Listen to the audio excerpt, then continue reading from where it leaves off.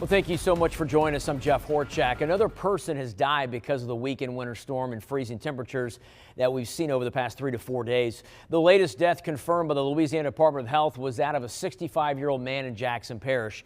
However, the total number of winter storm-related deaths in Louisiana still stands at 8. Now, the health department says the death of a 62-year-old man in Sabine Parish they reported on yesterday was not actually related to the winter weather. Here's a look at the cause of death for the victims. According to the Louisiana Department of Health, 4 of the deaths are being blamed on hypothermia, while another death is suspected of being hypothermia. 1 victim died in a traffic accident and 1 died from carbon monoxide poisoning. Another died by hypoxia when her oxygen machine lost power.